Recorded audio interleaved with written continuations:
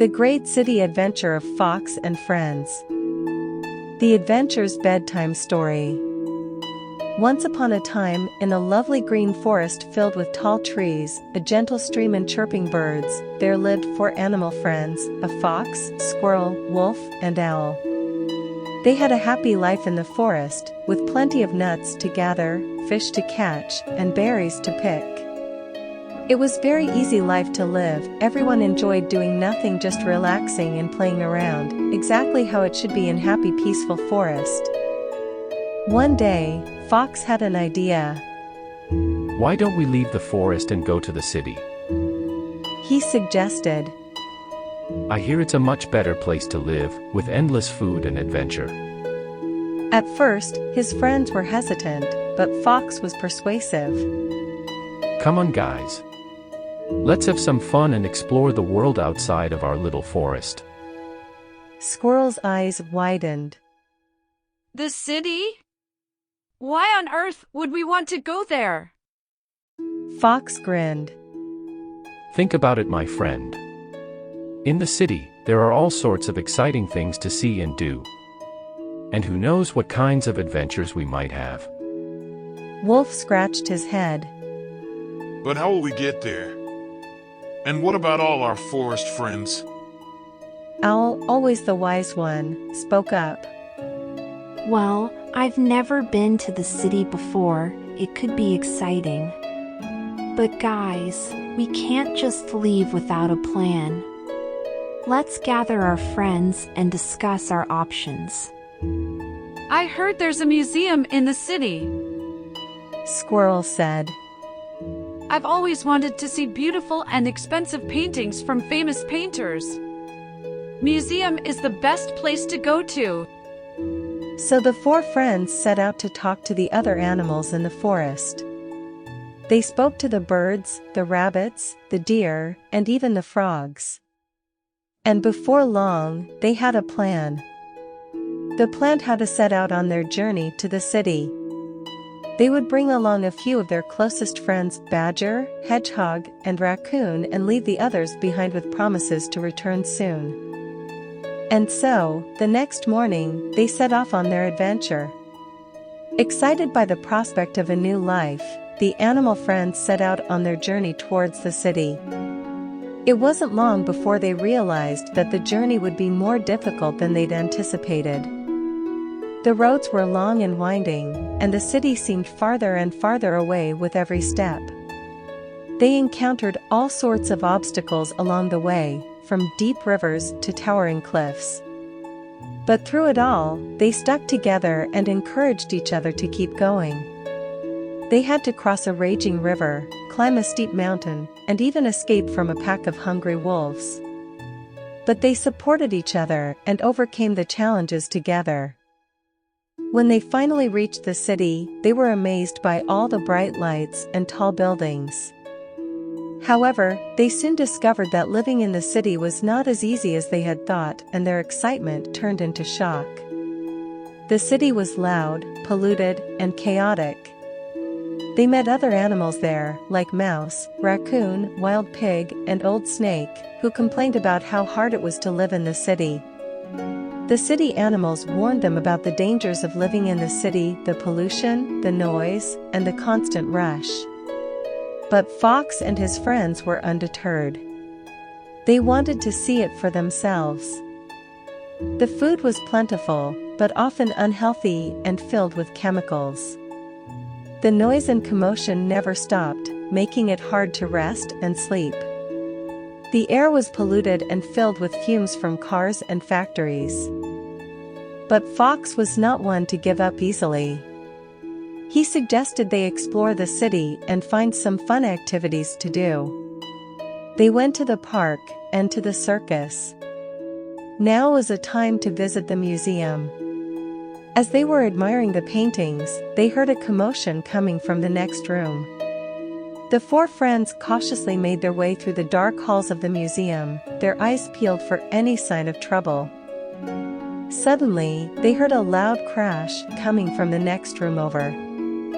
Fox and Squirrel exchanged worried glances. Did you hear that? whispered Fox. Squirrel nodded. I did.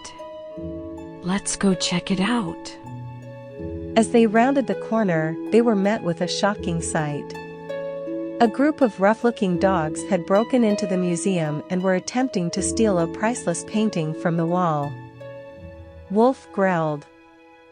Those mutts are going to regret messing with us. Owl swooped down from her perch.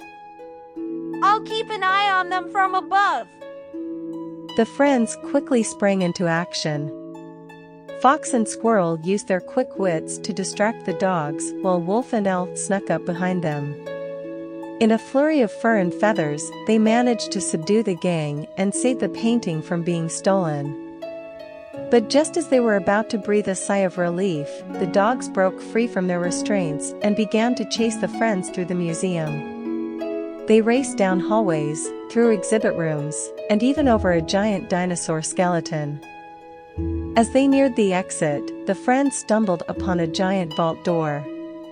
Without hesitation, they rushed inside and slammed the door shut behind them. That was a close call, panted Squirrel. Just then, they heard a loud bang as the dogs tried to break through the door. We need to hold them off until the police arrive, said Fox. Wolf nodded. I've got an idea. Using all their combined strength, the friends pushed a large statue in front of the door, barricading it shut. The dogs held in frustration as the police arrived and arrested them. As they emerged from the museum, the big bulldog police officer was waiting for them. Great job, guys! You saved the painting and caught the bad guys. Without you, this painting would be forever gone. You all have my big respect. Thank you! The story of their heroic actions even made the news, and the animal friends were hailed as heroes. The friends beamed with pride as they were interviewed by reporters and featured in the local news. See guys, this would never happen to us in the forest, shouted Fox, looking satisfied. All animals looked at each other with a smile.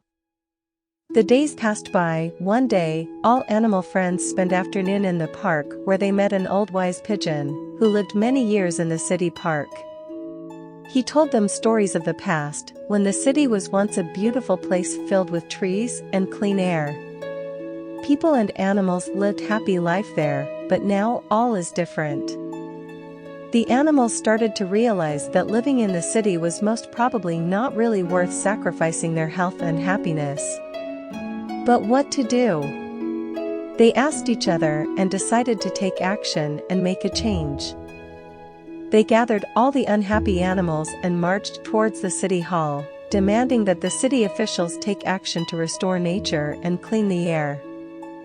At first, the officials laughed and dismissed their demands, but the animals didn't give up. As the days passed, more and more animals joined their cause, including some brave cats and dogs who were tired of living in concrete jungles. The group even caught the attention of some concerned humans who decided to join their efforts. Finally, after weeks of protests and negotiations, the city officials agreed to take action. Trees were planted, green spaces were created, and pollution was reduced.